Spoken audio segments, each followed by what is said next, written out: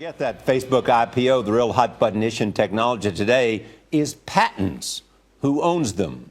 Who's violating them? And which company will invent the next big gadget? Jeff Glor visited the central figure in the so-called patent wars. Jeff, good morning. Charlie, good morning to you. Bill Gates famously called Nathan Myhrvold the smartest person he knows. He's a jack of all trades, physicist, cook, photographer, technology savant. And he's provoked another heated discussion. At this hidden laboratory in Bellevue, Washington, scientists are working on the next generation of nuclear reactors. They're also shooting mosquitoes with lasers and cooking French fries in an ultrasonic bath. Why? Because their boss says he believes in invention.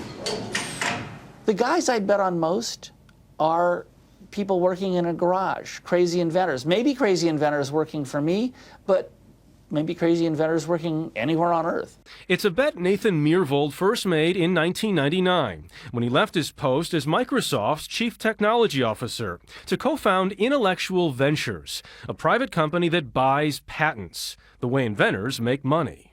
In this last year, we've seen patents and intellectual property go from being kind of a sideshow to center stage. All of a sudden, patents and intellectual property are a hugely important strategic play.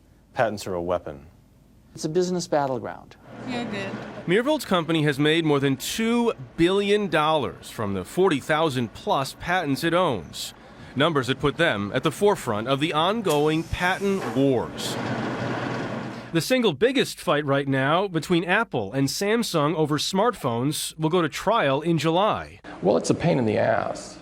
Apple CEO Tim Cook on Tuesday. There's some of this that is maddening, it's a waste, it's a time suck. You just collect patents. Others go further, saying nonstop patent disputes hurt innovation. And their main target is Myhrvold, who was questioned just yesterday at the All Things Digital conference. Would you assess the animosity that this audience has for your endeavors? These people do not think you are engaged in truth and justice. This is the year when all the biggest and most important companies in Silicon Valley are doing exactly what I do. Okay? This is the year in which Apple and Microsoft and Google and Facebook and a pile of other companies all bought huge patent portfolios to further their strategic aims. You know, the best hitter in baseball has a batting average of like 350. He told us he's protecting risk takers. So we call him a hitter. He's actually a misser. He misses way more often than he hits.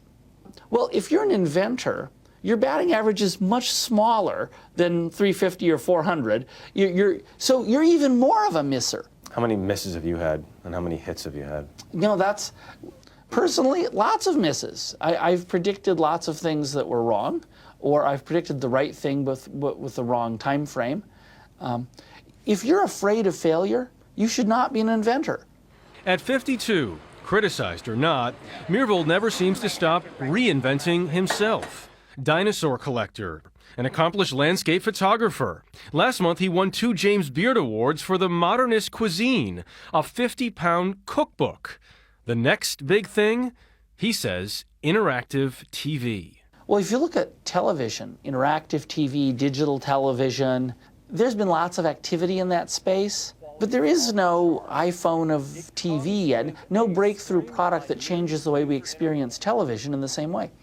Now, I've given talks about interactive TV since the early 90s. You can argue this is one of the things where I predicted lots of stuff would happen, and it hasn't, so I'm wrong. But damn it, eventually I'm going to be right. And And you're willing to hold out. Well, sometimes you have to be patient. Or make it happen yourself. Exactly. He's an interesting guy. That is one word for it. That is certainly one word for it. A fascinating. How large was the cookbook that he... 2,400 pages, $600, $625. And he took most of the pictures for it, actually. So he's a photographer as well. Yeah, he is. He's a Renaissance man. Just about everything. But you put the finger on this whole controversy now about patents and who owns patents that was brought up at All Things D. It's a very big deal. And, you know, Tim Cook actually sort of clarified one of the differences. That is the standard essential patents versus other patents, and there should be a difference between them. That people shouldn't be arguing over the industry standards. And the argument is that some people file lawsuits over these industry standards, and that's why the patent system, as it stands right now, is broken. Myhrvold filed his first lawsuit in 2010. He has 8 ongoing right now. I would expect more in the future, but most people end up settling as this discussion continues, and they pay. Yeah, and he looks at these companies and says, what you're doing is buying engineers to create patents. That's all I'm doing as well, is Right. simply buying the work of engineers. His argument is, listen, we need to set up, and it has been since he started the company, this is 13 years ago now, that there needs to be a sort of market-based system for patents, just like there is for stocks. You know, that the system needs to be more efficient, and that it was going to happen regardless, and he kind of got on that train before anyone else. He also seems to be a man of great spirits. Absolutely. Doesn't stop. Jeff, thank you so much.